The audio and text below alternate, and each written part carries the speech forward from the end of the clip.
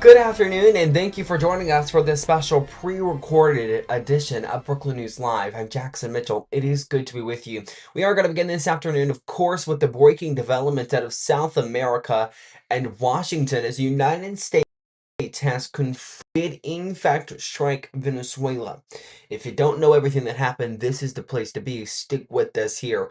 The attack, of course, ordered by President Donald Trump, resulting in the capture of Venezuelan leader Nicolas Maduro and operation taking place early Saturday morning, and administration officials say it was in fact successful. But as details continue to emerge, questions are being raised about congressional notification, international law, and what comes next for both the United States and Venezuela. And what's inside this indictment? He was captured. Now there's an indictment for both him and his wife. Brooklyn News Live does start right now, though. Brooklyn News Live starts right now with breaking news. Welcome in, I'm Jackson Mitchell. This is a special edition of Brooklyn News Live. This entire hour, we're breaking down what we know so far. White House officials say President Trump ordered the operation at approximately 9:46 p.m. Central Time, with U.S. military forces striking targets inside Venezuela in the early morning hours. Shortly after, the administration announced that Nicolas Maduro and his wife were taken into U.S. custody and transported outside of the country into America. Take a look at this map. It shows you where the United States is, where Venezuela is. Officials are characterizing the operation as a law enforcement action aimed at combating narco traffic and corruption, not a war on the regime or change operation.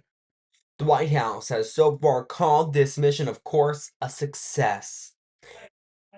News organizations, including Brooklyn News, we've been reporting this at about, 2 a.m. at one point, then 4 a.m. we came back on the air because we didn't quite know what was going on. What we did know is that there were military sites there in the capital of Venezuela, Caracas.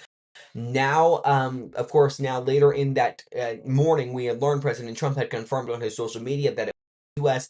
that had brought on these attacks, and that there was, in fact, an abduction of the Venezuelan president, Nicolas Maduro. Initial reports, again, unclear. Some outlets had described the events as a possible internal unrest or counter-narcotics operation. Within hours, the U.S. government, as I was just saying, confirmed the operation and the detention of Maduro, shifting this story, of course, into a major international crisis. Officials say information was tightly held during the operation. That, of course, leading to some more controversy because Congress was confused as to why there are notified about this. Some Republicans praised the president for the decisive action, but others raised concerns about the congressional oversight in the War Powers Act. Sources telling Brookland News that lawmakers were informed only after the operation. Democrats, of course, far more critical of the president, saying the president cannot unilaterally launch military action without clear legal authority or transparency. Here is President Trump and Marco Rubio answering this question. We called members of Congress immediately after. This was not the kind of mission that you can do congressional notification on. It was a trigger-based mission in which condition after night we watched and monitored that for a number of days. So it's just simply not the kind of mission you can call people and say, hey, we may do this at some point in the next 15 days. But it's largely a law enforcement function. Remember, at the end of the day, at its core, this was an arrest of two indicted fugitives of American justice, and the Department of War supported the Department of Justice in that job. Now, there are broader policy implications here, but it's just not the kind of mission that you can pre-notify because it endangers the mission. Plus, if I could add one thing to that, Congress has a tendency to leak. This would not be good. If they leaked, General, I think it would have been maybe a very different result. But I have to say, they knew we were coming at some point, We had a lot of ships out there. They sort of knew we were coming. We went there. But Congress will leak, and we don't want leakers. Trump there calling Congress leakers. Now, for those that don't really know what exactly this attack was about, how it happened, to bring in a little bit of context here, the U.S. has continuously struck boats off of the Sea of Venezuela, so off the coast of Venezuela in the Caribbean and the Southern Pacific Ocean there near Venezuela, saying they are narco trafficking, drug trafficking boats, relating it to a few gangs, just naming one here, Trinidad, the U.S. saying there, of course. So there has been, I would argue, number of actions that would indicate that some type of strike may have been imminent, or now we are seeing that moment in time when there was in fact a strike. I want to play a piece of, this is Joint Chief of Staff, um, General Jack Kane. He's explaining a little bit of how this all happened. Take a listen. Crossed the last point of high terrain where they'd been hiding in the clutter, we assessed that we had maintained totally the element of surprise. As the helicopter force ingressed towards the objective at low level, we arrived at Maduro's compound at 1:01 a.m. Eastern Standard Time, or 2:01 local time, and the apprehension force descended into Maduro's compound and moved with precision and discipline towards their objective and isolated the area to ensure the safety and security of the ground force while apprehending the indicted persons. On arrival into the target area, the helicopters came under fire, and they replied with that fire with overwhelming force in self-defense. One of our aircraft was hit but remained flyable, and as the president said earlier today, all of our aircraft came home, and that aircraft remained flyable during the rest of the mission. As the operation unfolded at the compound, our air and ground intelligence teams provided real-time updates to the ground force, ensuring those forces could safely navigate the complex environment without unnecessary risk. The force remained protected by overhead tactical aviation. Maduro and his wife, both indicted, gave up and were taken into custody by the Department of Justice, assisted by our incredible U.S. military with professionalism and precision, with no loss of U.S. life. After securing the indicted persons, the force began to prep for departure. Helicopters were called in to exfiltrate the extraction force, while fighter aircraft and remotely piloted aircraft provided overhead coverage and suppressive fire. There were multiple self-defense engagements as the force began to withdraw out of Venezuela. The force successfully exfiltrated and returned to their afloat launch bases, and the force was over the water at 3:29 a.m. Eastern Standard Time with indicted persons on board. And both were aboard the USS Iwo Jima. General Jack Kane there again saying the operation was designed to minimize civilian casualties and avoid a larger border conflict. Americans and Venezuelans having a very divided reaction, with some in Venezuela anti-government protesters, showing you the divide within that country there. Others in America, mostly holding small demonstrations in multiple cities across America, including D.C., New York, and then Doral, Florida, holding flags and supporting the U.S. operation. I'm going to look down here to read this quote. They say, quote, "It's like a jolt of relief." That is Alejandra Arita, a Venezuelan exile in Florida, adding, quote, "There's fears, there's excitement. So many years that we've been waiting for this." That is what she told their AOL News. In contrast, the reaction here in the United States was much more divided. Demonstrators in several cities protested the strikes, questioning their warning against deeper U.S. involvement abroad. At a protest in Los Angeles, John Parker of the Harriet Tubman Center for Social Justice, quote, "a brutal assault and kidnapping," saying it had little to do with stopping drug trafficking, according to the Los Angeles Times.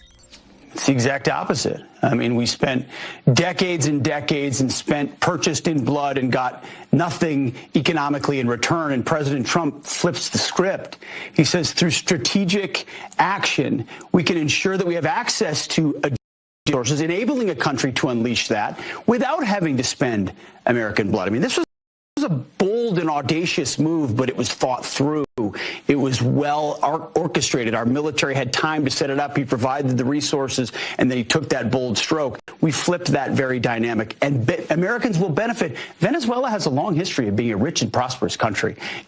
It's been stolen away from its people by horrific leadership. We can do both, help them and help the United States in the Western Hemisphere by reestablishing the Monroe Doctrine. Peace through strength with our allies was demonstrated last night. And I think I know the hemisphere will benefit from President Trump's bold action. Why is running a country in South America America first?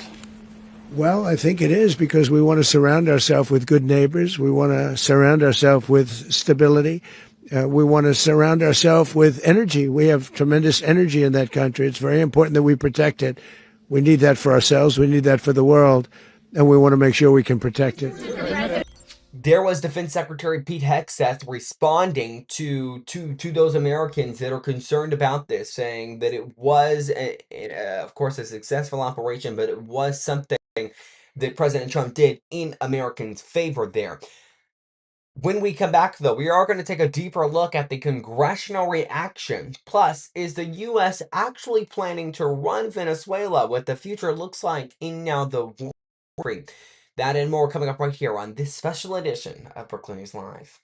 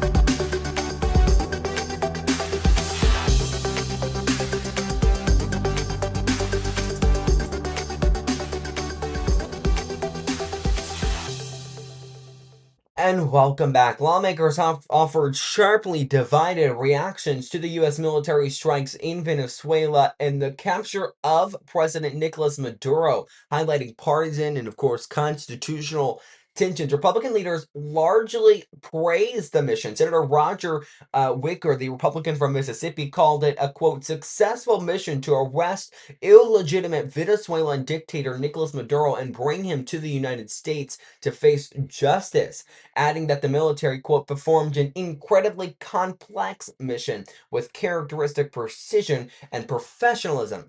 Meanwhile, Senator Rick Scott also praising what the Trump administration did here. He's the Republican from Florida. He said, quote, narco terrorism. I should say he described Maduro as a, quote, narco terrorist and said the operation sent a message that the United States will not tolerate terrorists.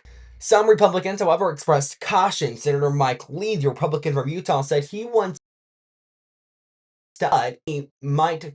anything might constitutionally justify this of authorization for the use of military force. Democrats criticizing the operation as an overreach of executive power. Here's a few Democrats here. This is Representative Jim McGovern. He's a Democrat from Maine. He calls it a, quote, an unjustified illegal strike on Venezuela and noted that have enough money for health care for Americans, but somehow we have unlimited funds for war.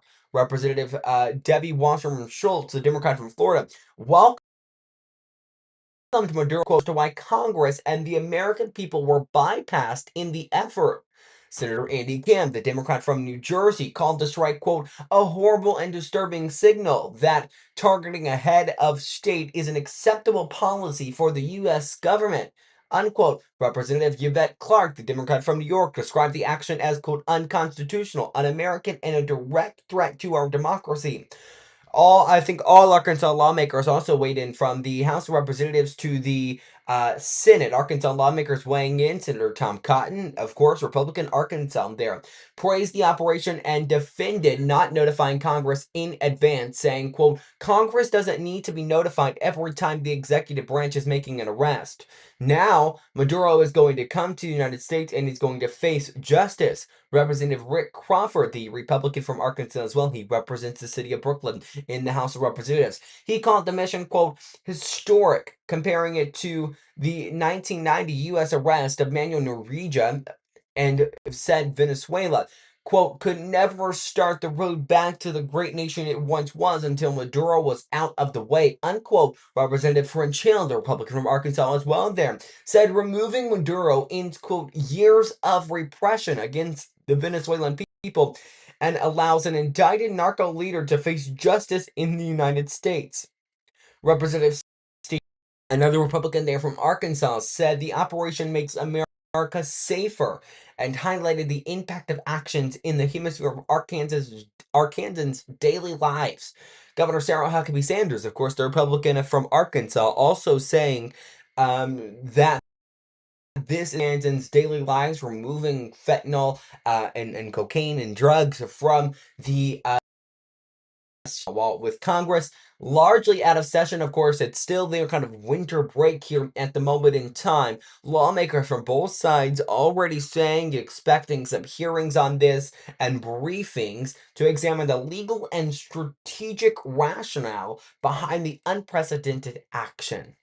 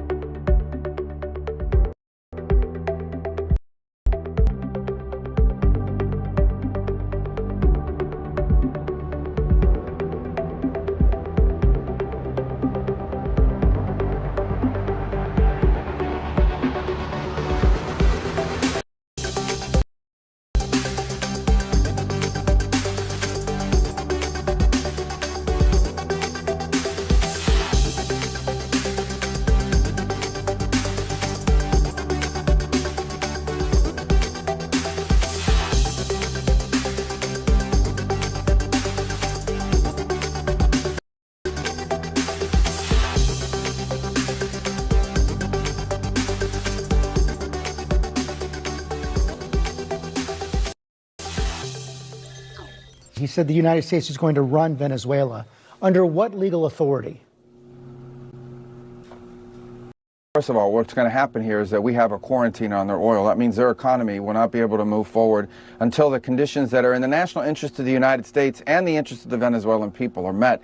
And that's what we intend to do. So that leverage remains, that leverage is ongoing, and we expect that it's going to lead to results here. We're hopeful it does, positive results for the people of Venezuela, but ultimately, most importantly for us, in the national interest of the United States. We will no longer have, hopefully, as we move forward here, will set the conditions so that we no longer have in our hemisphere a Venezuela that's the crossroads for many of our adversaries around the world, including Iran and Hezbollah, is no longer sending us drug gangs, is no longer sending us drug boats, is no longer a narco-trafficking paradise for all those drugs coming out of Colombia to go in through the Caribbean and towards the United States.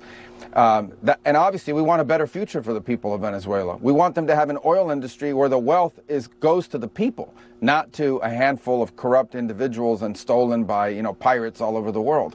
That's what we're working towards, and we intend to use the leverage we have to help achieve that. Let me ask the question again. What is the legal authority for the United States to be running Venezuela?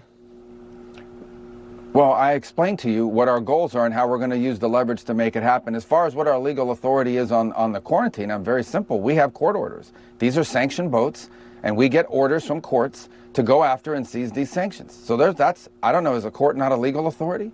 So is the United States running Venezuela right now?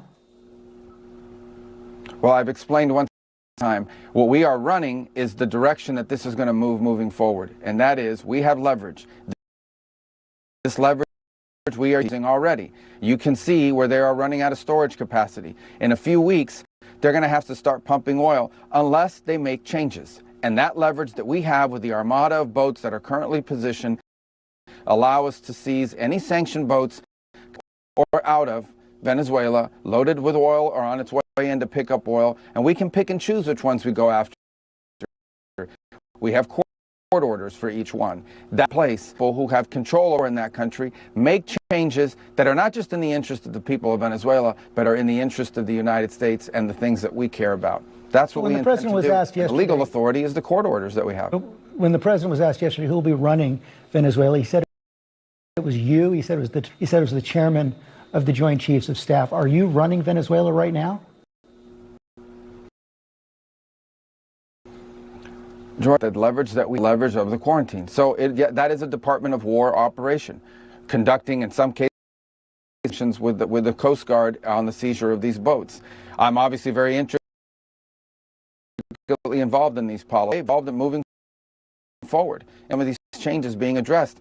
Unfortunately, the person that was there before, who was not the legitimate president of the country, was someone we could not work with, was someone that we could not. He had already suckered the Biden administration a couple of years ago on a deal he didn't keep, and this is someone we simply couldn't work with. We are hopeful that there are people in place now. We're going to find out. The proof will be in what they do or fail to do that will changes that will ultimately lead to a Venezuela that looks substantially and dramatically different from what years. But our number one objective is America. We care about Venezuela. We want it to do well moving forward. But our number one objective here is America. No more drugs, no more train-de-agua gangs coming our direction, and no more an area of the country in our hemisphere that becomes a crossroads for every single adversary we have around the world. Hezbollah, Iran, all of them have turned it into their playground. That can't and will not continue under this administration.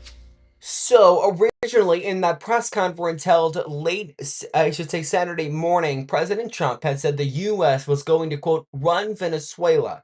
The question was then how? Now, yesterday, in an interview with ABC's This Week, Secretary of State Marco Rubio, you saw him there just moments ago on your screen, clarifying that this is not all going to happen. He says, we have new details about what happens next for Nicolas Maduro and his wife, Celia Flores, who were captured during Saturday's U.S. in Venezuela and transported to the United States here. You heard him there saying things were going to look different there. But in that press conference, I must also know, President Trump did not support the backing of the vice president there in Venezuela, who has now legally been handed the role of president by the country's rather high court. So similar to how the US has their Supreme Court, Venezuela has a high court, and the high court there said, well, the vice president is now the president, even though President Trump indicated that she simply did not have the support, and that is why he wasn't putting his name and backing her. After being removed from Caracas, this is by, of course, we're talking back about Maduro here. Maduro and Flores being his wife's last name, they were flown now officials say they are now in federal custody and expected to appear in Manhattan as early as this week. In a Manhattan court, I should say. The Justice Department has unsealed this new indictment. I'll be looking down for just a moment again as I read some of these charges. It's charging him and his wife, a few other co-conspirators as well within this indictment. It mirrors an indictment that was against Maduro back in 2020. Some of those charges, narco-terrorism, conspiracy, they're accusing Maduro and his co-defendants of using government resources to facilitate illegal drug activity, cocaine importation conspiracy, alleging massive cocaine shipments into the United States under the protection of Venezuelan officials, as well as a few weapons offenses, including possession and use of machine guns and destructive devices in furtherance of those crimes there. So now the question remains, of course, what the jury says when this case comes in front of a jury. Prosecutors are now saying these crimes involve years of corruption and partnerships with violent drug networks. If convicted, these up to decades in prison, including mandatory sentences for just some of those counts there. It's all going to be up to the jury. I was just saying there, Maduro again could be seen in a court as early as tomorrow. World leaders also reacting to all of this. We'll have their reaction right after another quick break.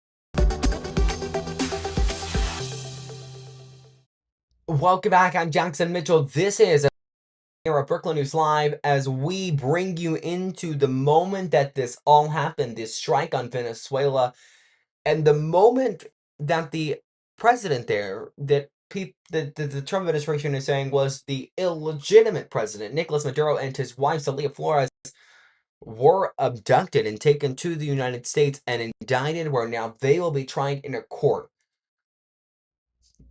Countries across the world are reacting to all of this. I'm going to look down for just another moment or two as I read some of these reactions. They're mixed. Many countries at another UN meeting. Of course, it's a historic and unprecedented moment in history that we are seeing right now.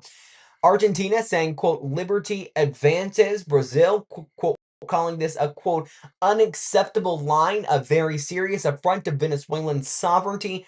That is President Lula da Silva there from Brazil. In Colombia, the president there saying, quote, we reject aggression against the sovereignty of Venezuela and Latin America. Cuba, calling this a, quote, criminal attack. International community must urgently react. Appearing Cuba, of course, the neighbor Venezuela, reacting to all of this. They are calling essentially for a United Nations meeting, something I personally would not be surprised to see if we see it here in the next coming days or really months and weeks between these, calling, quote, we urge a political solution and respect for international law. Israel backing Trump, of course, the Israel Prime Minister there, Benjamin Netanyahu, saying, quote, historic leadership, brilliant action there. Action, of course, as President Trump and himself continue to work to essentially find a way to end the Israel and Hamas war. So a lot again coming up there. As I said a few moments ago, it's unprecedented, it's historic. Maduro, of course, now in U.S. custody. Venezuela's political future remaining uncertain, and the international community divided. We're going to, as we get news as it comes, as it develops. I would not be surprised, as I said just a few moments ago as well, if we were to see a United Nations meeting in the coming weeks, or really just any time soon. We're going to sneak in another quick break. More coming up right here on this special edition of Brookland News Live.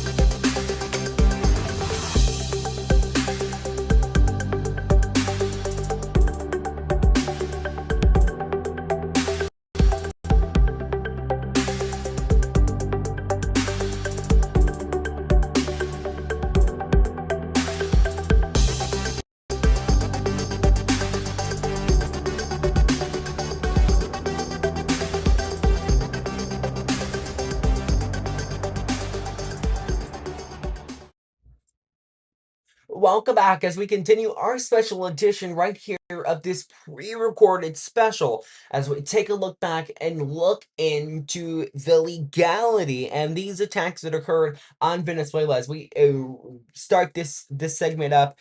Legality of all of this, that's the question.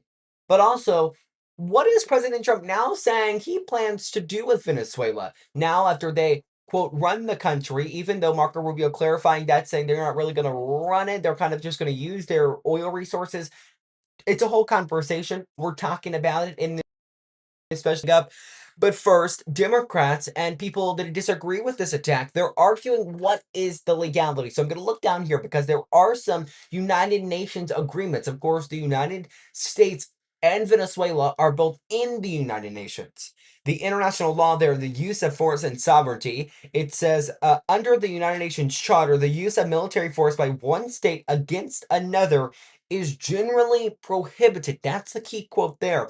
It says, unless the target state launched an armed attack or the use of force is authorized by the UN Security Council.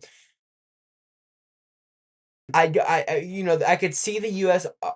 Arguing that there was some target, some type of an attack, an armed attack launched, but I wouldn't say armed attack by their military. It would really, I could see some type of things. The U.S., of course, if this were to go into the international courts, saying there was an attack on the U.S., of course, by bringing drugs into the U.S., which is what the U.S. alleged Venezuelans president did in fact do. So the question there, Article 2 of the United UN Charter clearly bans the threat or use of force against the territorial integrity or political independence of any state without such justification. Legal experts and international bodies, of course, widely criticizing what the U.S. in fact did there, saying it violates those principles. Still, again, remaining a question here.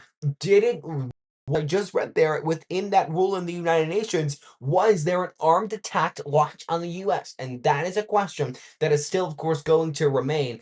It's leading international scholars action, of course, a violation of this Article 2 and potentially a crime of aggression because it involved force against the sovereign state absent UN authorization or clear evidence of an imminent armed attack on the U.S. or its forces there. Venezuelan officials also arguing the exact same thing. The vice president there in Venezuela, now the leader by law, saying she's called Maduro and wants Maduro back in Venezuela. So the question here remains really unanswered, and that's the same when we were talking a little bit earlier this hour about the congressional notification. Does President Trump really have to does President Trump actually have to tell Congress? And does Congress have to approve this attack to go forward? Still so many questions left here. U.S. Constitutional issues arising as well. The U.S. Constitution grants Congress the exclusive power to declare war and defines the structures for war-making power. Opponents argue that launching large-scale military action and detaining a foreign head of state without explicit congressional authorization likely branches this constitutional design. There are so many questions. Of course, the Supreme Court, most of the time, at least in this era of the Supreme Court, they ruled in favor of President Trump. The question is, does somebody sue this administration saying they breached the Constitution for it to be able, for this question to make it to the Constitution, for the people at the Supreme Court, for the justices, I should say, at the Supreme Court to answer that question? Again, just so many things unanswered right now. I want to read a little bit because I was searching up. I was looking for maybe if we were able to find some type of possible defenses. As I was just saying a little bit earlier, is the U.S. going to kind of argue that actions were taken in, quote, self-defense against narco-terrorist threats allegedly emanating from Venezuela?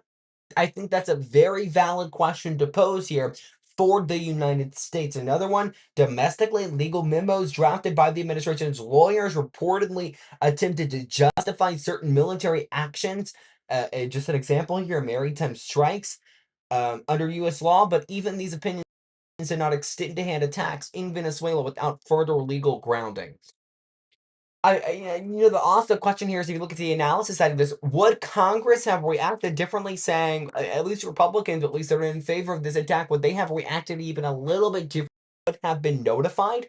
We played a video a little bit earlier where Trump said, calling Congress directly leakers, calling them leakers, saying that is kind of the sole reason why they weren't notified. So many questions of the legality of these strikes constitutionally, international law, United Nations law, So many questions again left unanswered. Another quick break. Brooklyn News Live will return with so much more after this short break.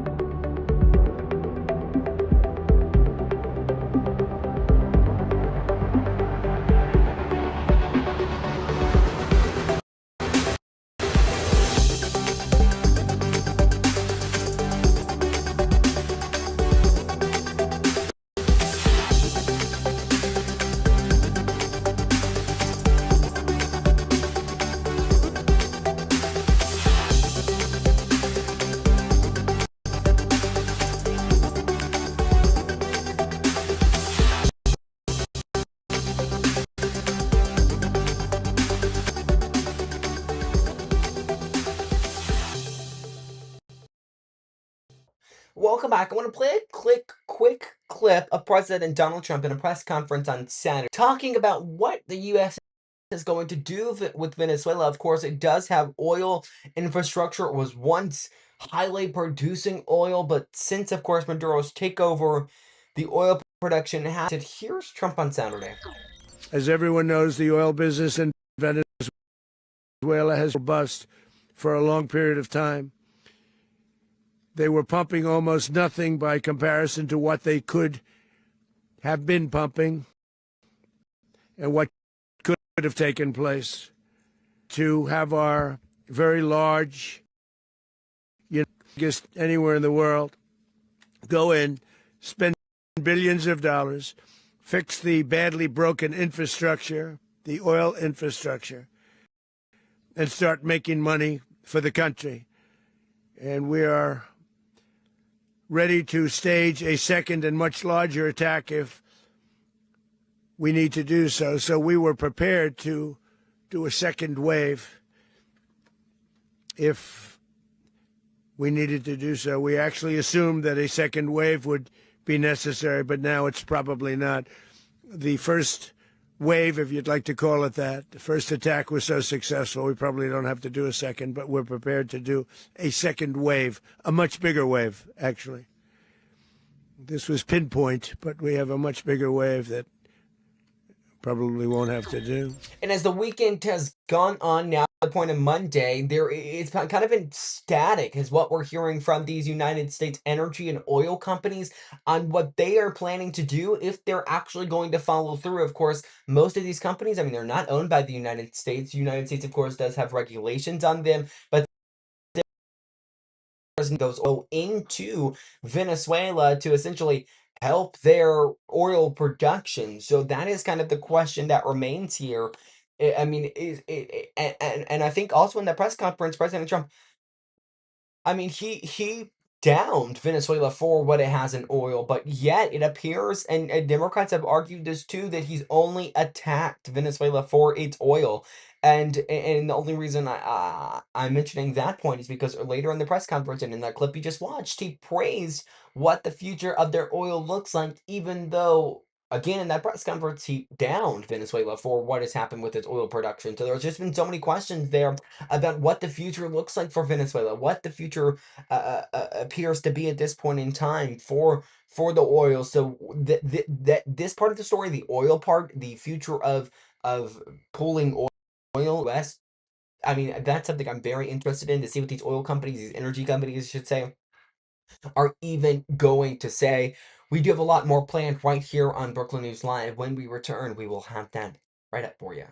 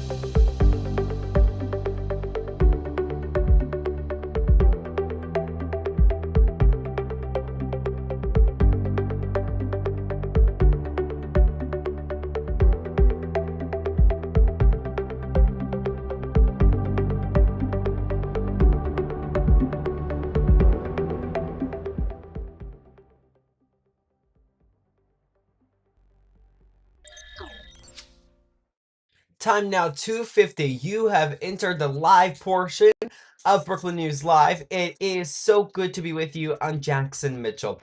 It is Monday, January 5th, 2022. We got a lot planned coming up for you. But first, developments have already happened since we recorded that session there, that version, that segment rather, of Brooklyn News Live. Maduro and his wife, Cecilia Flores, appeared in court earlier today, and if you will ignore the fact that I'm going to look at my phone for just a moment, there were a few moments in court. I'll note they did plead not guilty to those drug trafficking and narco terrorism charges both of them were facing. Maduro repeatedly attempted to speak despite being cut off multiple times by the judge in this case. The judge, over 90 years old, but has been serving. He's a Clinton appointee for quite some time. Judge Alvin Hellerstein, rather, there. I want to read some of those quotes. Of course, court in Venezuela works a lot differently than it does in the U.S., but Nicolas Maduro, this was just kind of one of those, this was just and I'm losing the name in my head, but it's a hearing where you're essentially read your rights and you choose, the suspect here would choose, do you plead guilty, not guilty? You're essentially read your rights. If you can't afford an attorney, there will be one appointed for you, that type of thing.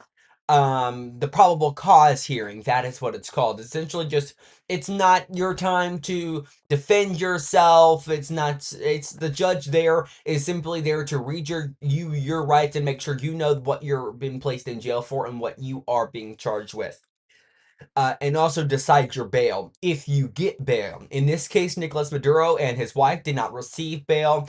The attorney for Nicolas Maduro making it clear they weren't going to seek trying to get their client out at this moment in time, out of the federal prison they are staying in Brookland in New York. But some of those key quotes again, he goes, quote, this is Nicolas Maduro saying, quote, I am innocent. I am not guilty. I am a decent man, the president of my country. He's continued throughout this hearing that he was still the president of Venezuela. Legally, that is not a fact anymore because the vice president there, Rodriguez, has been appointed as the new president by the High Court. That's legally. Of course, many, and I'll note, including the U.S., were under the understanding, under the belief that the opposition candidate back in the 2024 election actually won the race, and state TV was forced to read the results in a way that made it seem as if Nicolas Maduro did win. That is the same understanding that the United States has. Another key quote here, quote, "I am here, kidnapped since January 3, Saturday." He also said, quote, "I was captured in my home in Caracas, Venezuela.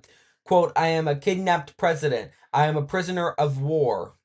That is what he said to a protester as he was leaving the courtroom. Quote, "I am not guilty of anything that is mentioned here." So there is some defiant moments there inside that courtroom as this was all playing out. We have video, as you take a look on the left side of your screen, of the helicopter that was transporting Maduro to the jail there, transporting him back to the prison, the federal prison he's been staying in, where where Luigi Mangione, who is the alleged killer of the United Healthcare CEO, as well as Sean Diddy Combs, he was once stayed at that prison there. So a prison that is not rare to see high-profile suspects inside that jail, and there's that helicopter landing there. We might see Maduro on this camera from earlier if we stick with it long enough, so we'll do that. As we wait for a sighting of Maduro, I want to show you guys something else quickly here. If you'll give me just a moment. We have been providing live updates on all of the developments for this case over on brooklandnews.com. I want to, one moment guys, I'm going to pull it up on your screen. I'm setting it up so we can show you these live updates.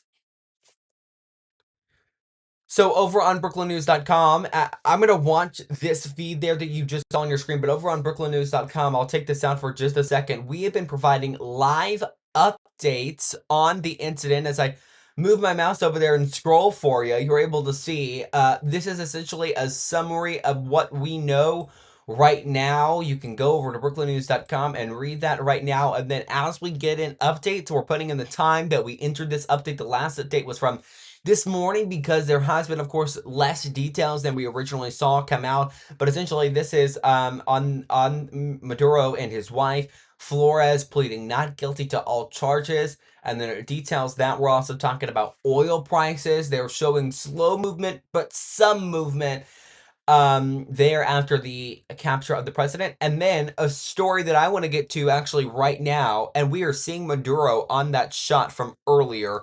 Let me quickly switch to it so I can show you guys. This is again earlier in New York City. There is Maduro on your screen. This is, you see him there appearing in brown clothing, brown shirt, maybe a little bit of a limp. This is something we also saw possibly injured after the capture of Maduro by U.S. forces. I'll note, in court today, his wife, Cecilia Flores, also told the judge that she had severe and kind of heavy bruising on her ribs. Unclear if that is related to the capture of both of them or if that has anything to do with it. So that's something to follow. So we'll keep our eye on this camera here for a moment longer. This is again earlier in New York City as he was being transported to the courtroom there in Lower Manhattan.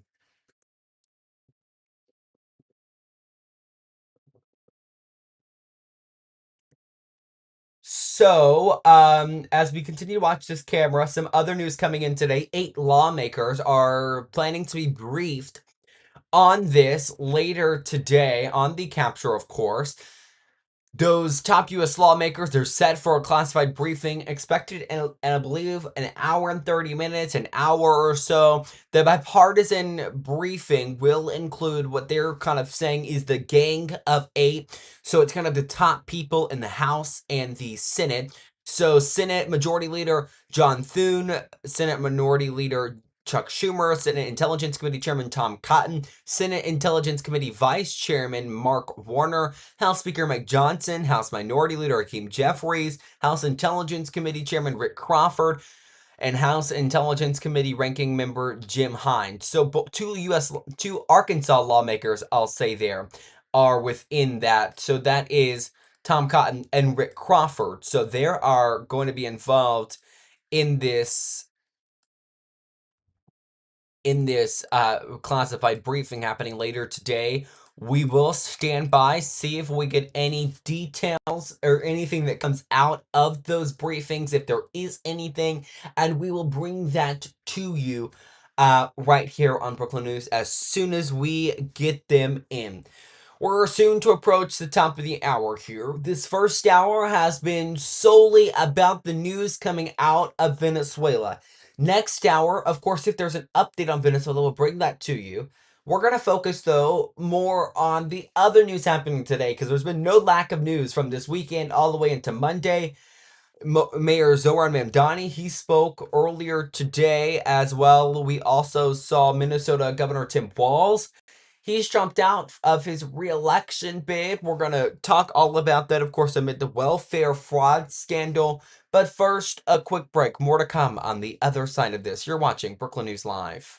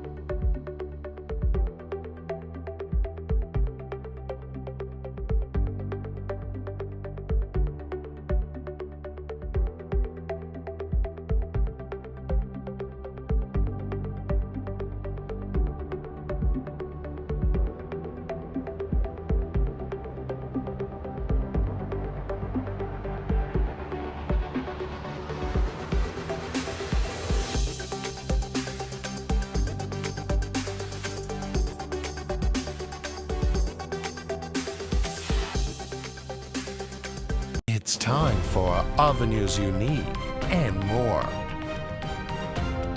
Brooklyn is Live starts right now. Welcome right here into Brooklyn News Live. It is time for a brand new hour. So good to be with you. I'm Jackson Mitchell. Last hour, we spent quite some time on the developments in Venezuela. We now want to turn to some other news we are following right now. Starting first with Minnesota Governor Tim Walz. He has dropped his re-election bid, of course, amid a major welfare fraud scandal, Medicare specifically. He spoke earlier today. We had that video. This is in Minneapolis. The moment he walked out those doors after announcing that he would drop his bid. Before we listen into that, I want to note what he said there in his statement. He said, and I actually just, oh no, we got it back. Okay, sorry, I thought I had lost it. He mentions the fraud scandal and the political tensions in his state that have affected him, that he says have affected him deeply. He goes on, and I'll just read this. He says, this isn't a Happy New Year's message. It's about, I mean, it's probably almost an essay long. It's multiple pages of just reflection and what he's done and what still needs to change in Minnesota, at least from his side. He says, quote, "But as I reflected on this moment with my family and my team over the holidays, I came to the conclusion that I can't give a political campaign my all. Every minute I spend defending my own political interests would be a minute I can't spend defending people of Minnesota against the criminals who prey on our own generosity and the cynics who prey on our differences. So I've decided to step out of the race and let others worry about the election while I focus on the work." That there is Minnesota Governor Tim Walz, and an announcement he posted on his social media pages saying he would be dropping out of the race. This is him speaking in a press conference earlier today. Let's listen in. Happy New Year. Like many Minnesotans, I have to tell you, I was glad to turn the page on 2025. It was an extraordinarily difficult year for our state, and it ended on a particularly sour note.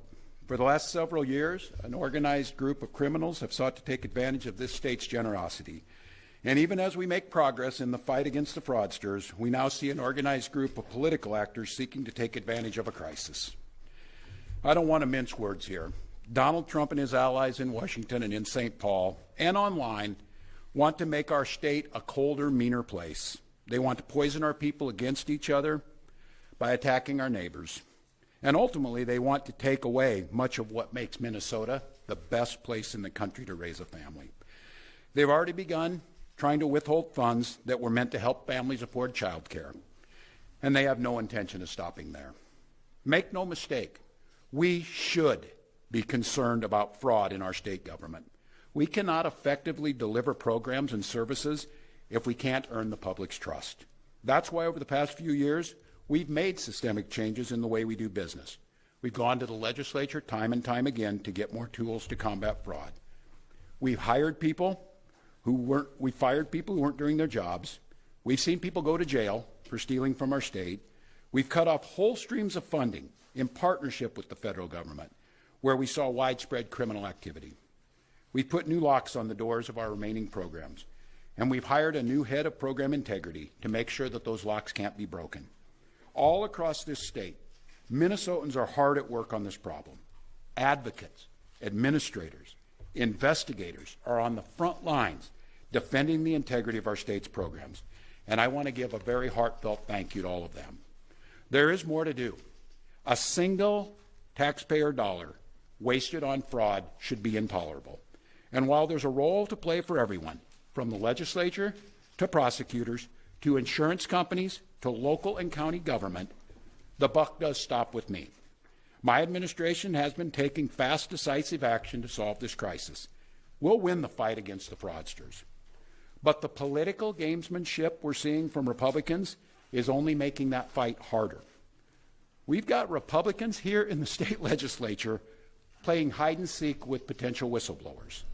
We've got conspiracy theorist right-wing YouTubers breaking into our daycares, demanding access to our children. We've got the President of the United States demonizing our Somali neighbors and wrongfully confiscating funds that Minnesotans rely on. It's disgusting and it's dangerous. Republicans are playing politics with the future of this state. It's shameful. And I've said it before, and I will continue to say it. We welcome ideas from anyone, in any party, from any walk of life, who wants to help us continue to stay ahead of these criminals. And we welcome the involvement of the federal government. I am grateful to the career professionals at the U.S. Attorney's Office and the FBI who have been helping us fight this fight for years. But I cannot abide the actions of the political leadership in Washington. These opportunists are willing to hurt our people to score cheap points. They and their allies have no intention of helping us solve this problem, and every intention of trying to profit off of it. Which brings me to this. 2026 is an election year. Election years have a way of ramping up the politics at a time when we simply can't afford more of that in Minnesota. In September, I announced that I would seek a historic third term as Minnesota's governor, and I have every confidence that if I gave it my all, we would win the race. But as I reflect on this moment with my family and my team over the holidays, I came to the conclusion that I can't give a political campaign my all. Every minute that I spend defending my own political interest would be a minute I can't spend defending the people of Minnesota against the criminals who prey on our generosity and the cynics who want to prey on our differences. So I've decided to step out of this race, and I'll let others worry about the election while I focus on the work that's in front of me for the next year. I'm passing on this race with zero sadness and zero regret. I did not run for this job to have the job. I ran for the job to do the job. Minnesota faces enormous challenges this year, and I refuse to spend a single minute doing anything other than rising to meet this moment. Minnesota has always come first and always will. That's what I believe servant leadership demands of me. As an optimist, I'll hold out some hope that my friends on the other side of the aisle will consider what servant leadership demands of them in the moment. We can work together to combat against the criminals. We can work together to rebuild the public's trust and make our state stronger.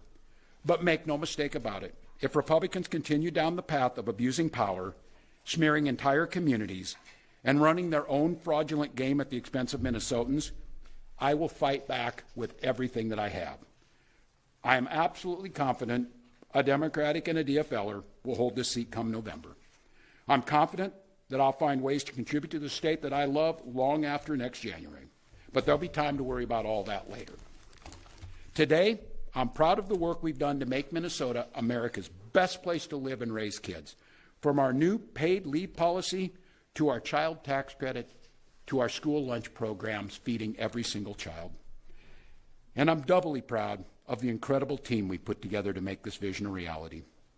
I want to take a moment to thank every member of my staff, to every single state employee who has been part of this fight. Now more than ever, I need you on the job. I need you to help work together to tackle the important work in front of us.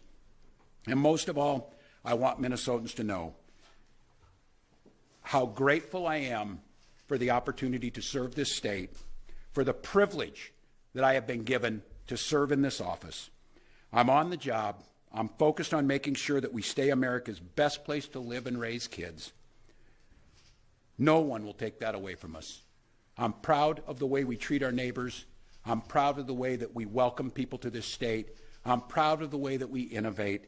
And I'm proud of the way that we are optimists for the future. No one's taking this away from us. Not the fraudsters. Certainly not this president. Not on my watch. Tomorrow, I'll be back with you. I'll give you an update on America's best paid family medical leave program that is now a week into it. And at that time, I'll take all your questions. Thank you all. Thank you, Press. Thanks, folks. I'll have more tomorrow. Appreciate it. Thank you.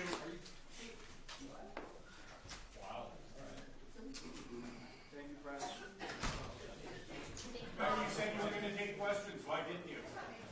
Thank you all. We'll be back tomorrow. Thank you.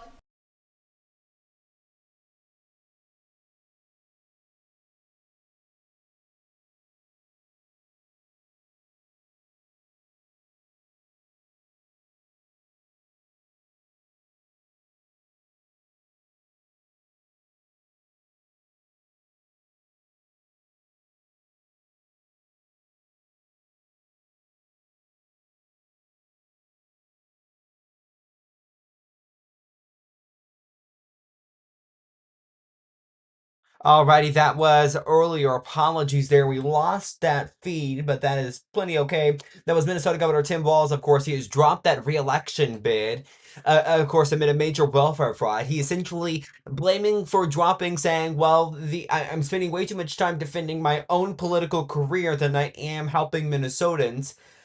There. So we're going to continue to follow that. What we are going to do here, sneak in a quick break. We've just gotten in some breaking news about the Corporation for Public Broadcasting. It's going to be like a 30-second break. I just need to get a statement pulled into our system so I can bring that up to you guys. Quick break. We're back in just a moment.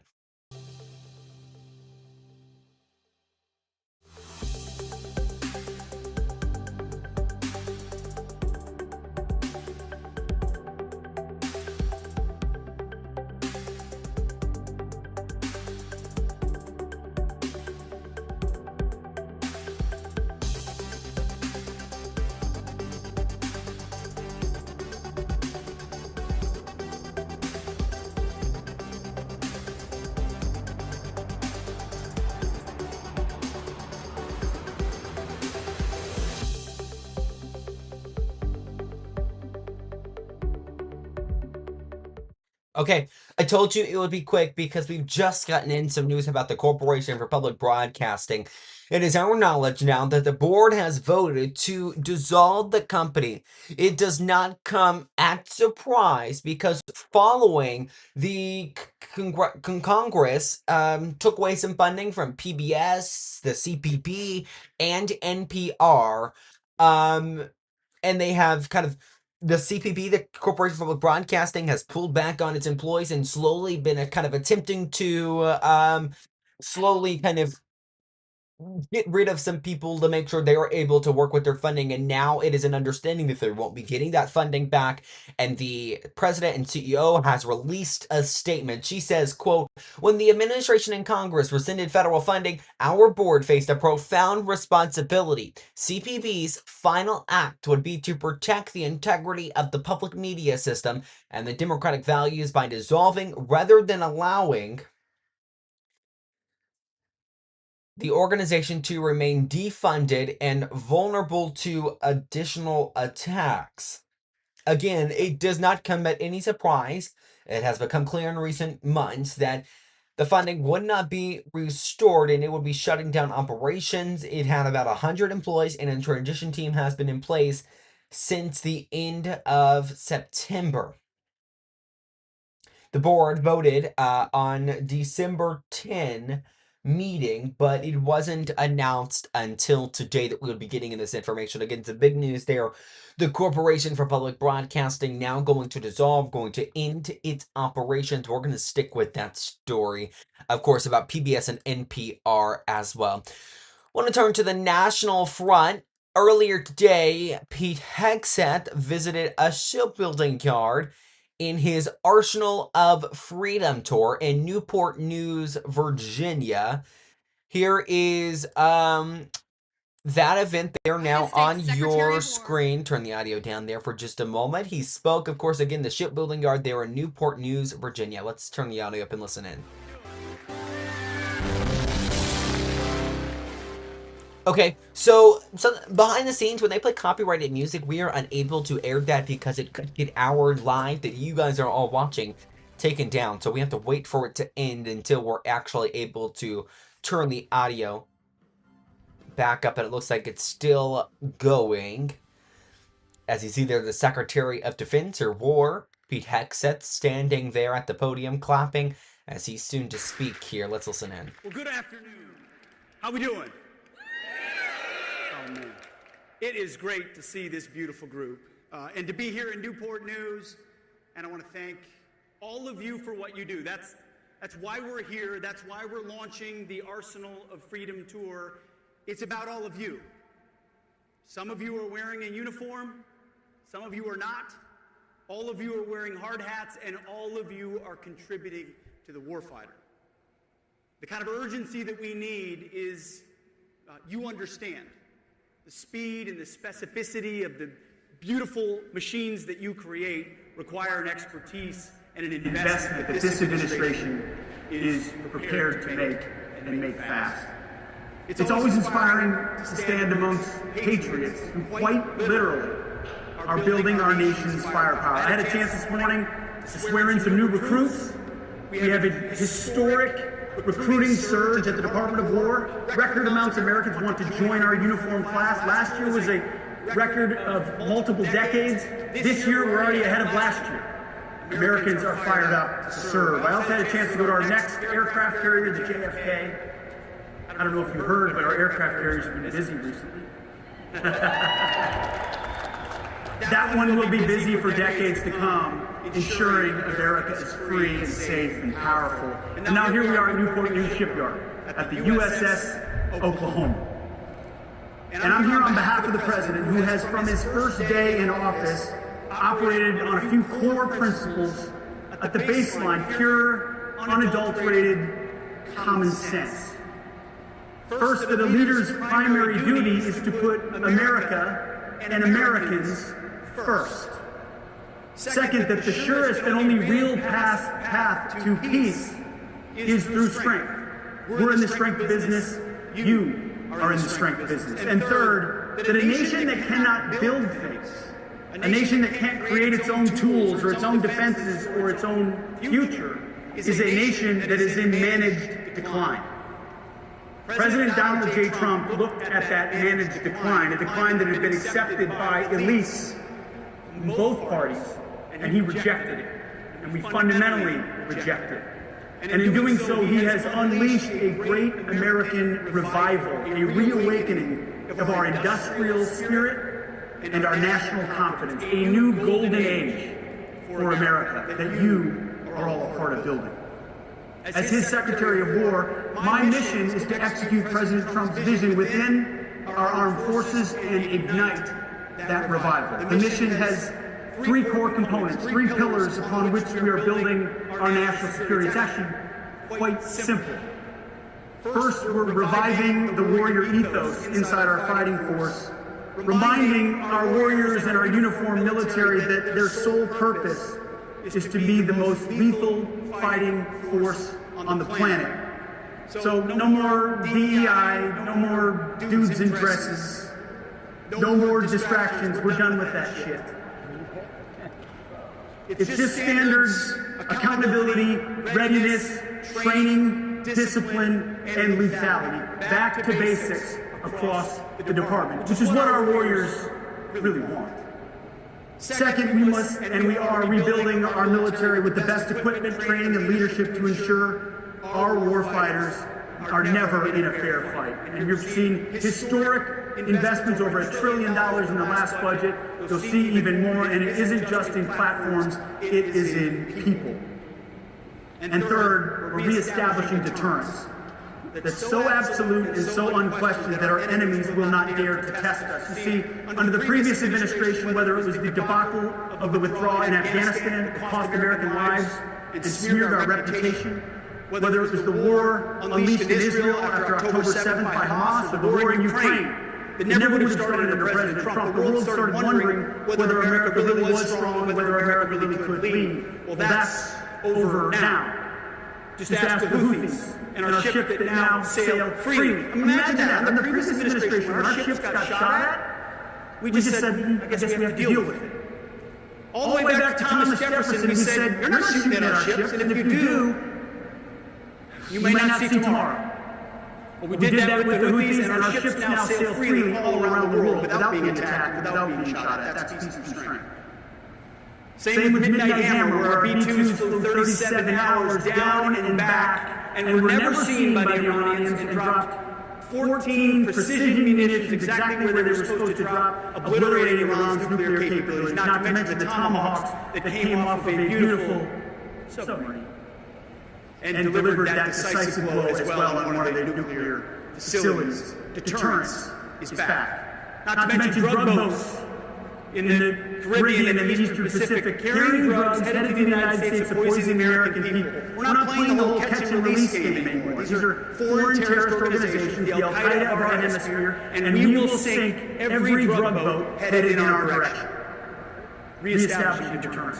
Our southern border, which allowed an invasion of people we didn't know who they were in the previous administration, 7 months of zero crossings at our border. A country that isn't sovereign is not a country. Reestablishing deterrence.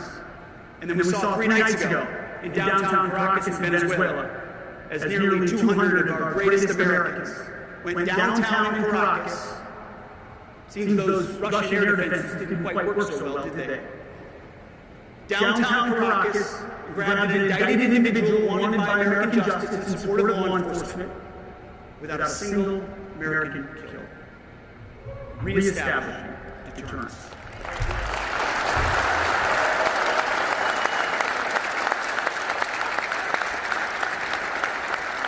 Because of President Trump's leadership, the world is taking notice. They're noticing American power, they're noticing American strength, they're noticing American clarity and leadership, and you are at the core of ensuring that happens. Everything we're doing is aimed at those goals. And that's why just before Christmas at Mar-a-Lago, I had the privilege of joining President Trump and the Secretary of the Navy for a historic announcement, the creation of the Golden Fleet. The Golden Fleet is the Navy's investment to revitalize America's maritime industrial base and rapidly build and sustain the fleet and fundamentally change how we do business and maintain military supremacy. This new battle fleet, anchored by a new generation of Trump-class battleships, is a declaration to the world that our command of the seas is and will remain non-negotiable. That announcement, along with the incredible vital work being done right here, is a generational commitment to American sea power. This investment in both the visible might of battleships and the stealthy lethality of the submarines built in this very yard is a direct investment in peace through strength. It's an investment in the future fight, ensuring that America has the tools to win any conflict, anywhere, any time. And as was mentioned, today marks the first stop on a month-long Arsenal of Freedom tour from the War Department. And on this tour, we'll be traveling from the shipyards of the coast to the factories of the heartland to see the work being done by the military and our partners in American manufacturing to usher in a new golden age of peace through strength, a revival of our industrial base, all American-made by the best Americans. We know that our treasured freedoms are only as secure as our arsenal is strong, and nothing is more important than securing that freedom.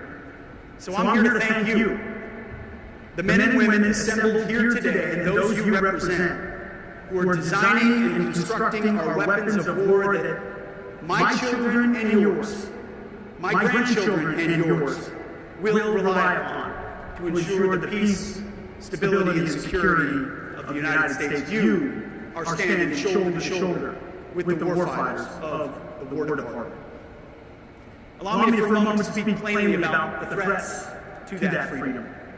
We find ourselves in a world of growing threats, a world the comfortable elites in Washington refuse to acknowledge for far too long. For decades, a bipartisan consensus sold this country a dangerous fantasy.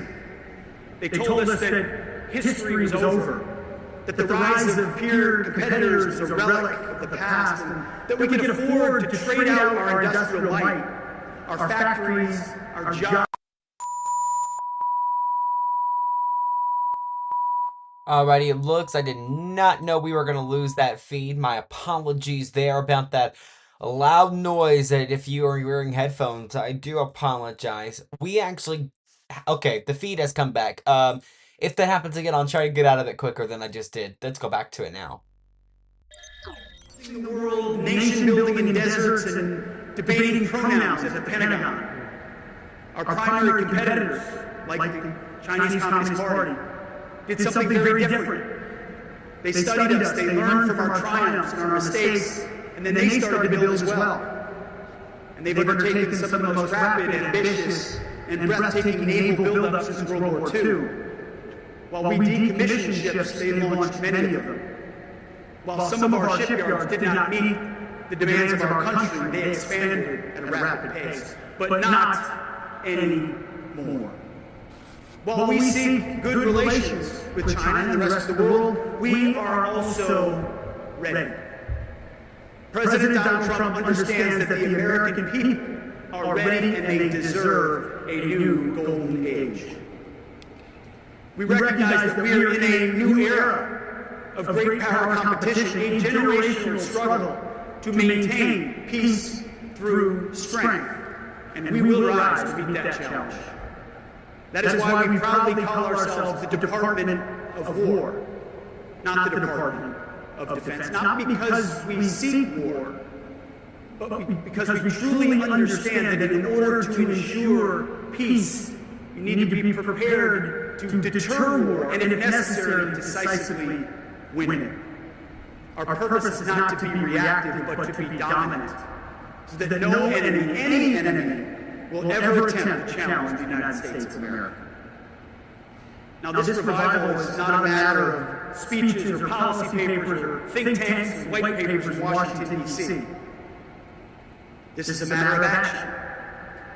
Across the entire War Department, we are developing new operational concepts. We're deploying cutting-edge technologies at a speed that's not been seen in generations. And we're making historic, multi-generational investments in the capabilities that we will need to dominate the future fight at a level of urgency that must match the urgency of the moment. Most importantly, we're getting these capabilities in the hands of our warfighters faster than we ever have since World War II. Under President Trump, we are systemically dismantling the bloated, risk-averse, and self-serving bureaucracy that has stifled innovation for decades. We're streamlining our requirements and acquisition process, cutting through red tape. This is not the same old reform that is always talked about in Washington, but instead it's an overhaul, it's revolutionary, it is a renaissance of American manufacturing. I've made it crystal clear to the entire defense industry, which I didn't come from and I didn't work for, so I don't give a damn who wins. I just want the best. We've been clear the era of rewarding delays and cost overruns is over. The days of cost-plus contracts for programs that are years behind schedule are finished. We will no longer give longer, more predictable contracts to companies that deliver on time and on budget. Companies that invest in their people, that invest in more capability and more capacity, not companies that invest in stock buybacks or CEO salaries or more dividends. For those who can't adapt, who are too comfortable with the old, slow ways of doing business, we wish them well in their other future endeavors. Because we will find new partners who will adapt, who will invest, who will take care of their people, who will move at speed and at scale. We will reward that speed, that scale, that innovation, and that performance. We're not rewarding process, paperwork, or just the C-suite. This submarine behind me, and the many more that will follow it, is an embodiment of our commitment to and investment in the security of the American people. But it also represents something more profound. It represents national confidence. Confidence in American shipbuilding. Confidence in our industrial discipline. And confidence in the United States Navy's ability to deliver the combat power needed in the future fight. The work you do here every single day is the leading edge of that national restoration. You are proving to the world, and more importantly to ourselves, that it can be done, that history is not over, that we build and that we invest. The media should take a long look at this vessel, the USS Oklahoma. This Virginia-class submarine is a paragon of American engineering and fighting spirit. It is the apex predator of the undersea domain, and the most advanced and lethal submarine ever built. As our president says, and he's right, we're 20 years ahead of anybody else in this domain. It is a strategic advantage that creates dilemmas on a daily basis for our adversaries all around the globe. It's a silent hunter that can operate with stealth in the most contested, dangerous waters on the planet. It can gather intelligence that no satellite can ever hope to see. That's what reestablishing deterrence looks like. And it's how we keep the peace in a dangerous world. Let there be no mistake, under President Trump, the United States is serious about the command of our seas and about keeping the world's vital shipping lanes open. A larger, more modern, and more lethal fleet, from the new battleships of the Golden Fleet to the advanced submarines you build right here, will provide that undeniable deterrent. It will ensure that America's Navy moves freely and uncontested today, tomorrow, and long into the future. But all the strategies from the Pentagon, all the funding from Congress, and all the designs from our brightest engineers are ultimately meaningless without the people on this floor.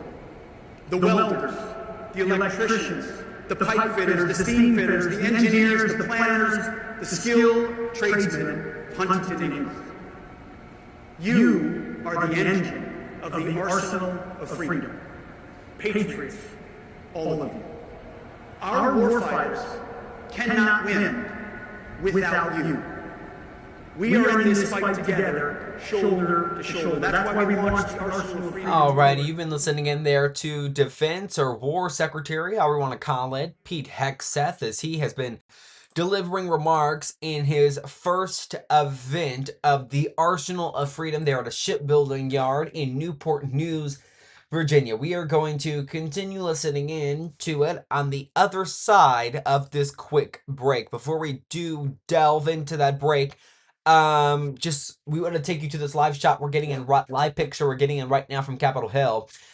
House Minority Leader Hakeem Jeffries expected to address the press, of course, after a busy weekend and the attacks on Venezuela. And a busy week coming up for Congress. We'll break that down on the other side of this break as well. Brookland News Live returns in just a moment.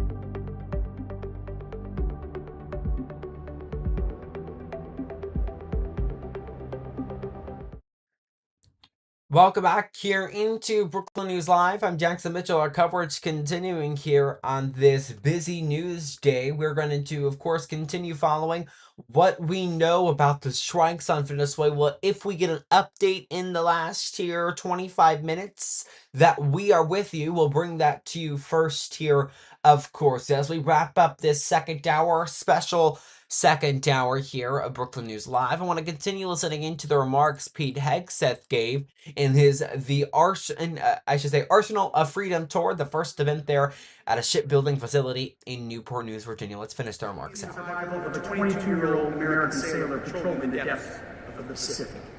The quality of your work. Alrighty, okay, we will get to this if we have time later in the hour. We will get to that. But I do want to go right now because House Minority Leader Hakeem Jeffries is speaking right now.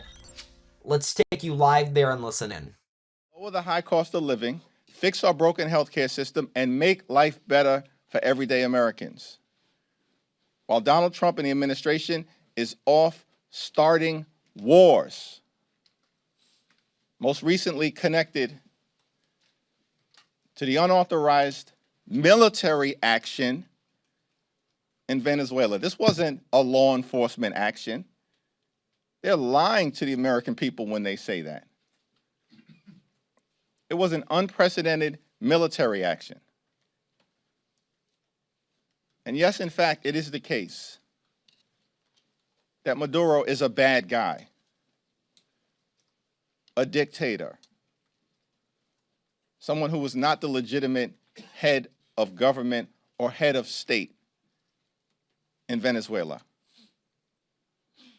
We also know that the future of the Venezuelan people should be determined by the Venezuelan people, not by Donald Trump Pete Hegseth, or Stephen Miller. Are you kidding me? These people don't even know how to run the United States of America. And we're supposed to believe that there's any credibility to the notion that the Trump administration is going to run Venezuela, a country of 30 million people in South America? The American people reject the possibility of another unjustified foreign war that seems to be on the horizon because of Trump's desire to reward big oil in the United States of America, while continuing to not do a damn thing to make life better for the American people. Questions? Mr. Leader, thank you. Happy New Year. You used the term unauthorized and unprecedented, but do you believe the administration's actions in Venezuela were illegal? And if so, what actions are Democrats prepared to take? We're going to have a conversation with the administration within the hour when the leaders of the House and Senate on a bipartisan basis are going to be briefed at the highest levels by so-called Secretary of Defense, Attorney General, as I understand it, the Secretary of State, the Chairman of the Joint Chiefs of Staff, and the CIA Director. There are a lot of questions that need to be answered on behalf of the American people. So that's the next step that's in front of us right now. What's clear is that the administration took military action without congressional approval. It was military action, not a law enforcement action, despite what members of the administration are claiming right now. And the notion that the American people are supposed to believe that the military action that the Trump administration took had anything really to do with a counter-narcotics effort is belied by the fact that it was Donald Trump just a few weeks ago who pardoned the former president of Honduras, who's one of the world's leading narco traffickers. The former president of Honduras was convicted by an American jury of narco trafficking, of jamming more than 400 tons of cocaine into the United States of America. He was sentenced after being convicted by an American jury to 45 years of hard time in federal prison. Former president of Honduras said he wanted to jam cocaine down the nostrils of the gringos. And this is the person that Donald Trump pardoned? And the American people are now supposed to believe that this whole situation that has unfolded in Venezuela has anything to do with a counter-narcotics operation? Get lost.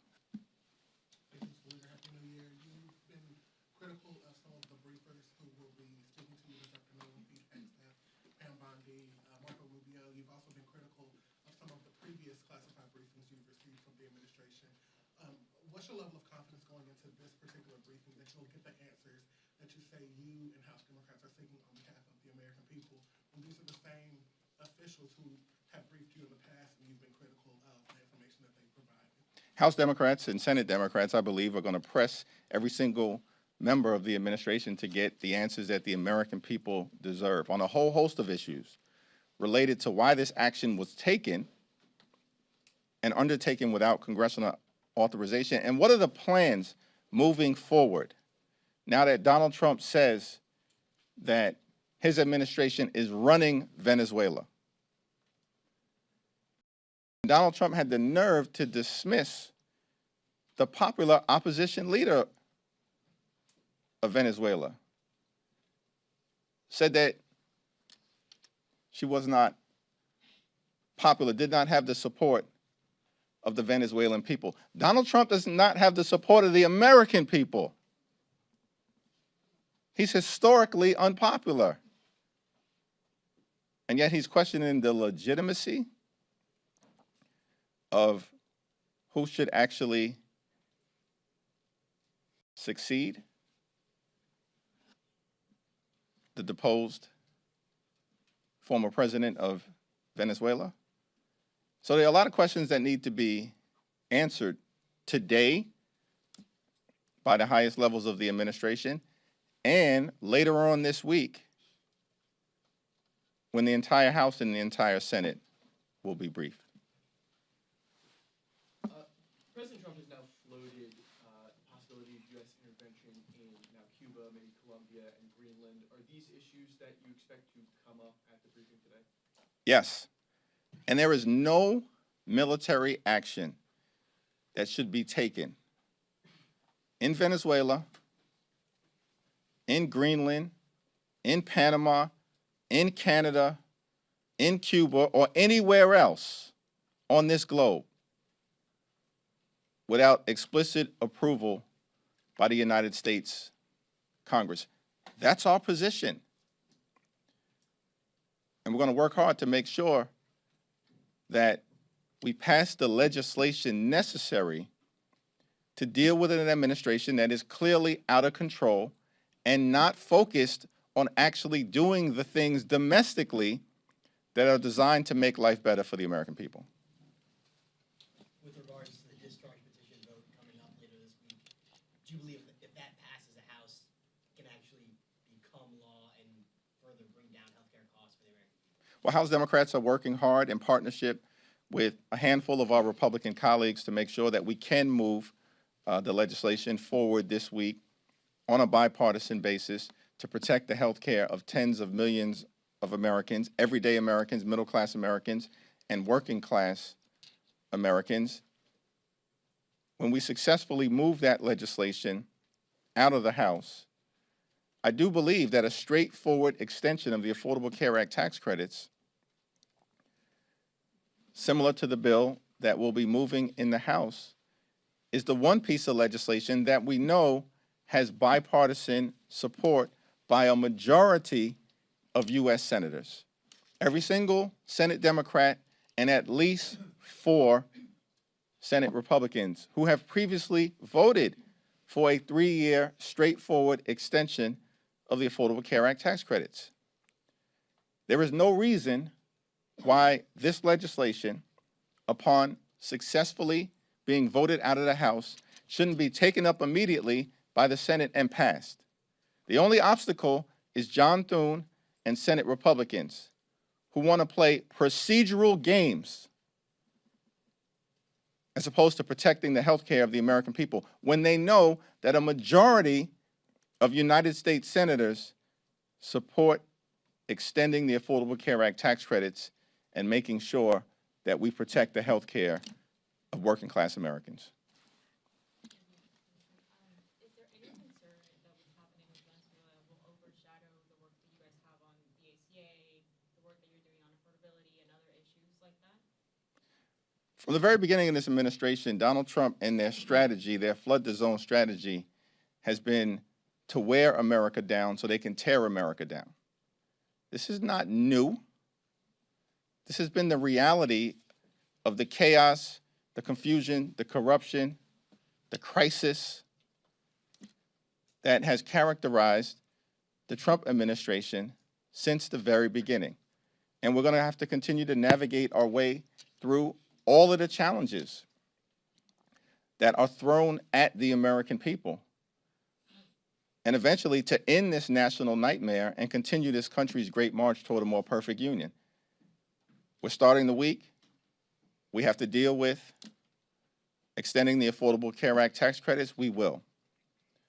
We're going to confront the administration as it relates to actions that they took connected to Venezuela and the possibility that they're going to send additional troops into Venezuela, which is a non-starter, future military action, a non-starter.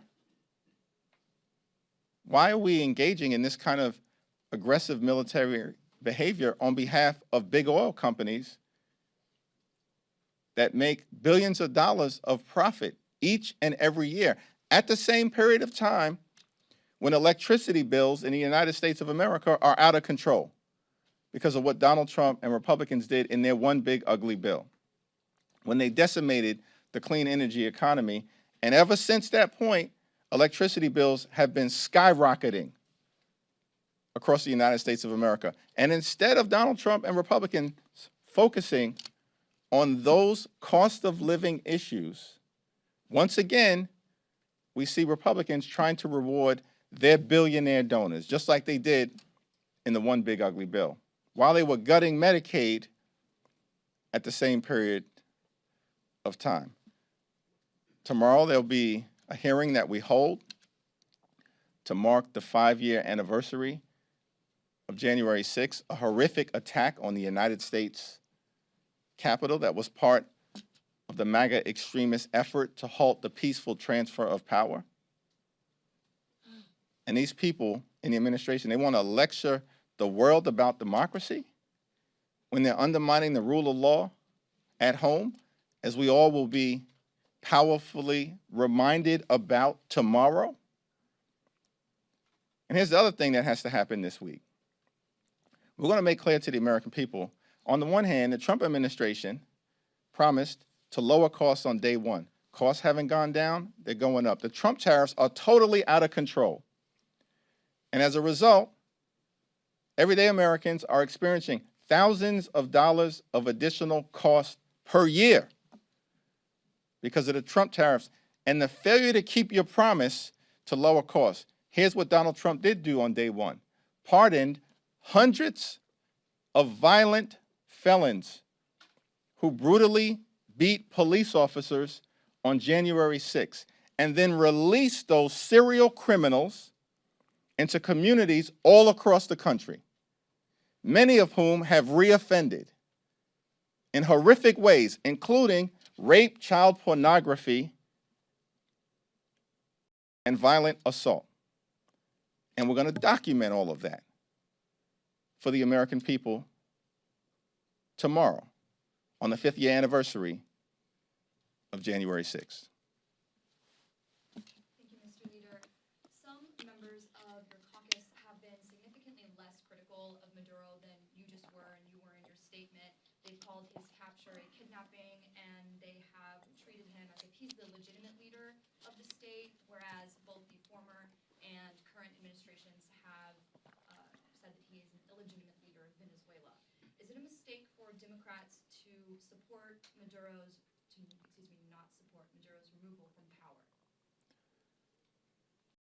I've been very clear about my views in terms of Maduro, his legitimacy, and the fact that he has clearly oppressed the Venezuelan people. We want a bright future for the Venezuelan people. It's a great country that's been decimated by the Maduro regime. Nobody is disputing that. But no one's also disputing the fact that the overwhelming majority of Americans do not support another failed foreign war, putting our men and women in uniform at risk. And the American people certainly do not support the notion that Donald Trump and his cronies like Stephen Miller, who's a joke and a toxic embarrassment, are going to run Venezuela, a country of 30 million people. Are you kidding me? They're talking about making Venezuela great again. They haven't been able to make America great again. America's a wonderful country. We have challenges that we have to solve on behalf of working class folks in this country. And the Trump administration, throughout this previous year, into this year, has failed to do a damn thing to make life better for everyday Americans. And perhaps they should actually take heed of the fact that the American people, in election after election after election, are rejecting them, rejecting their extremism, and embracing the democratic commitment to addressing the affordability crisis, as opposed to Republicans continuing to jam their failed extremism down the throats of the American people. Things just continue to go from bad to worse as it relates to the administration. Hopefully this week, as a result of Democratic leadership, in partnership with some of our Republican colleagues who are prepared to do the right thing on extending the Affordable Care Act tax credits, we can deliver some good news for the American people. Thank you, Mr. Leader. You said that the future of Venezuela should be determined by Venezuelans. What exactly do you mean? Are you calling for new elections in Venezuela? Listen, the top line principle, which should not be in dispute, is that we need free and fair elections in Venezuela, and the future of the country should be determined by Venezuelans. And we know that there will be many Venezuelan Americans here in this country that have a substantial interest and stake in making sure that they bring about a bright future in Venezuela. We support that in its entirety. But that cannot mean continued military action that's rogue, that doesn't seek congressional approval,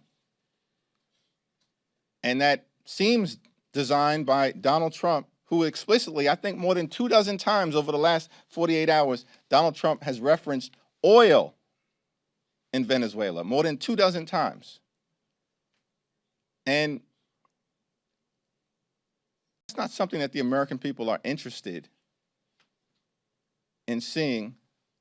Lives lost from our men and women in uniform and involving ourselves in another quagmire similar to what happened in Iraq and Afghanistan. That's beyond dispute. The American people aren't with it. House Democrats aren't with it. And the last thing in the world we need to see is the Trump administration running Venezuela. Focus on the American people and actually solving the many challenges that we have here in our country, which you have failed to do since being inaugurated on January 20th of last year. Thank you, Leader Jeffries. The president said he didn't notify Congress of the Venezuela operation because Congress might leak it. What's your response to that?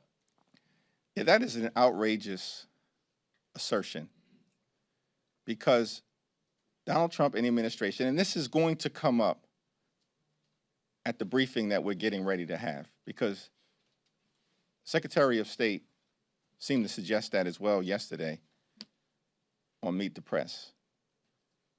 If you have a responsibility to notify Congress, or at least a subset of congressional leaders, that's there for a reason. It's because Congress, particularly the House, is the institution closest to the American people.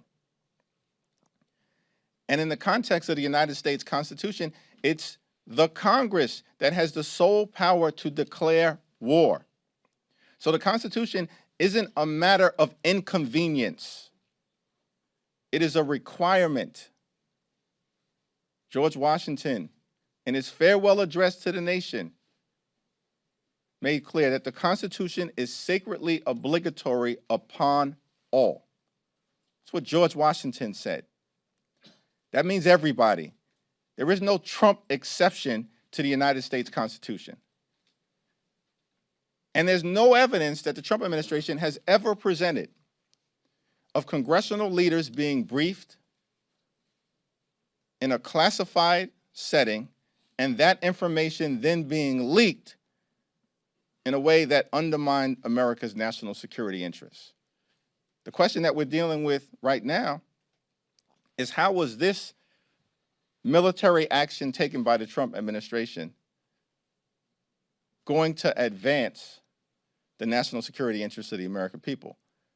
We still don't have any answers as it relates to what should be a fundamental guiding principle whenever this type of extraordinary military action is taken. Congressman Pat Ryan, and some other members of your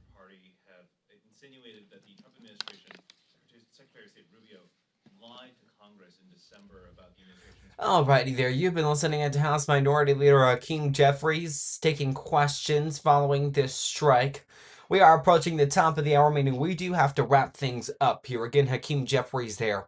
The news coming out of Congress within the next few moments, we do expect Attorney General Pam Bondi, Secretary of State Marco Rubio, Secretary of Defense or War Pete Hegseth, and Joint Chiefs of Staff General Dan Kane to brief the eight bipartisan leaders and lawmakers there. We were talking about this just a moment earlier. I'll read the list off here. It does include 2 Arkansas lawmakers, John Thune, who is the Senate Majority Leader, Senate Minority Leader Chuck Schumer, Senate Intelligence Committee Chairman Tom Cotton, Senate Intelligence Committee Vice Chairman Mike Warner, House Speaker Mike Johnson, House Minority Leader Hakeem Jeffries, House Intelligence Committee Chairman Rick Crawford, and House Intelligence Committee Ranking Member Jim Hines. All of those people expected to be briefed in this classified briefing happening here just in a few moments on Capitol Hill. It's going to be a busy week. I can't express that enough over on Capitol Hill. You even just heard there Hakeem Jeffries noting that tomorrow, of course, the 5th anniversary, it's been 5 years since the deadly attack on the Capitol in Washington, D.C. there. So we'll keep following that. Healthcare fight that's expected to go up for a vote in the House. The Affordable Care extending the Affordable Care Act subsidies later this week, though Senate leadership has so far said this bill is dead on arrival. Funding, lawmakers really going to be in this moment of time when they have to get something together. Republicans have to be bipartisan just within their party. They have to have something that Republicans in the House and Senate aren't going to disagree with in order to keep the government funded. The current bill that we have going on, the current continuing resolution that's funding the government right now does expire on January 30. So that's going to be going on. A stock trading ban. A bipartisan duo of representatives from Texas and Rhode Island are spearheading the Restore Trust Act in Congress, which will essentially ban members of Congress and spouses from owning and trading stocks. That's going to be a big deal if it were to make for a vote and pass in the House and Senate and become law.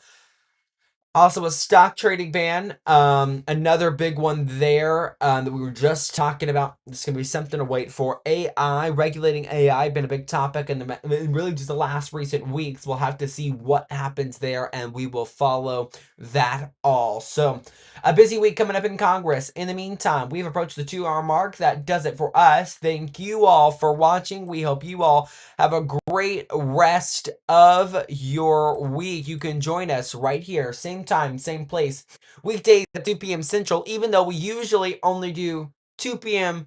to 3 p.m. So usually it's only 1 hour. We did a 2-hour special today, of course, as we remembered and talked a lot about those Venezuelan attacks. Okay, that does it for us. I gotta stop talking. Bye, guys. Have a great weekend. I should say, have a great week. See you tomorrow.